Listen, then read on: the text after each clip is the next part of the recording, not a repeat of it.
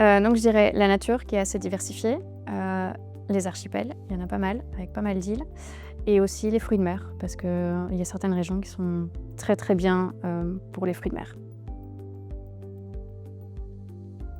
Je pense qu'on pourrait choisir vraiment la Suède si on est plus du côté nature, mais sur une nature beaucoup plus accessible. Et on peut faire un mélange, encore un bon mélange avec un petit peu de culture ou des petits villages de pêcheurs qui sont vraiment très chouettes à visiter et quelques villes qui sont aussi très agréables à voir. En Suède, on va avoir vraiment les voyageurs qui sont vraiment amoureux de la nature et de la gastronomie aussi. Il y a toute la région des lacs aussi qui est vraiment très chouette. On peut y faire plein de canoës, de kayaks, toutes des activités un peu plus nautiques qui sont aussi très chouettes à faire. Les familles ou les couples pourront s'y sentir assez bien.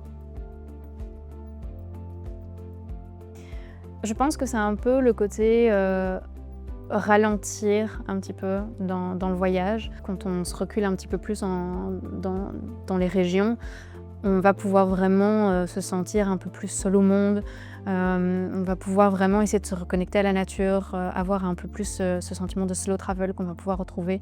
C'est un peu général dans les pays nordiques, mais en Suède, on peut le ressentir un petit peu plus quand même. Penser qu'on peut rejoindre d'un point A à un point B facilement en 1 heure. C'est clairement pas le cas. Parfois sur une carte, ça peut parfois paraître proche, mais il faut pas l'oublier que ce sont des destinations, c'est une destination qui est assez grande.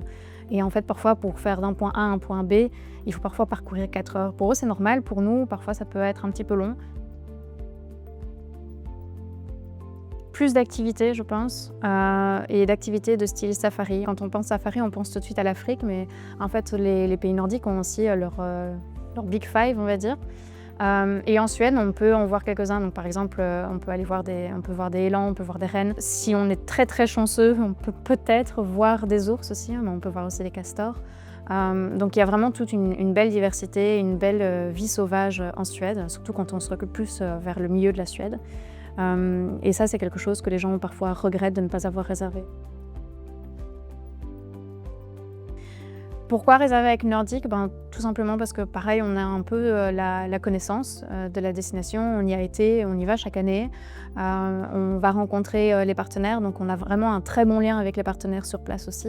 On a des hébergements avec lesquels on a des chambres qui sont aussi pré-réservées. Donc nous, on peut vous garantir aussi parfois la disponibilité ou un prix déjà aussi un peu plus fixe. Et puis surtout, s'il y a un problème sur place, on est disponible aussi 24 heures sur 24. Et alors en voyageant avec Nordic, vous voyagez en fait avec une application de voyage qui s'appelle Vamos, et sur lesquels vous avez notamment tous les points d'intérêt qu'on vous conseille, nous on a visité, alors qu'on a visité pendant nos prospections, pendant le voyage d'études, mais aussi avec notre propre famille, parce qu'on n'est pas uniquement expert sur la destination, mais on est aussi passionné par les destinations qu'on propose. Et donc c'est tous les petits restaurants, des petits musées qu'on a pu voir et qui nous ont semblé très chouettes, des expositions, des balades aussi qu'on a pu faire qui sont vraiment très chouettes. Tout ça est repris en fait dans cette application et qui voyage finalement avec vous pendant tout le séjour. Les spots qui sont souvent ratés, pour moi, c'est la côte du Bohuslän. Souvent, on l'oublie un petit peu. Pourtant, c'est quand même la destination préférée des Suédois. Et c'est un petit peu un mini Lofoten et des petits villages qui sont moins connus, moins visités, qui valent la peine d'être découverts. Oui, c'est une destination qui est très accueillante pour les familles. Il y a pas mal de maisons de vacances qu'on peut proposer. Il y a un peu plus de partenaires qui proposent aussi des hébergements avec chambre familiale.